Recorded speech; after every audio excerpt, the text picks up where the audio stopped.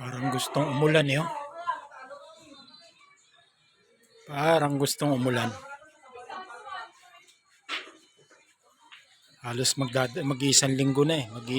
Mahigit na isang linggo na hindi umuulan dito sa amin. Oh, madilim eh. Parang gustong umulan. Sana umulan para mapresko-presko naman. Hindi pa, patak-patak lang eh. Oh. Hindi makita eh.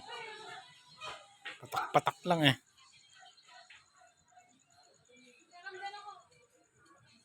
Naghihintay ng ulan.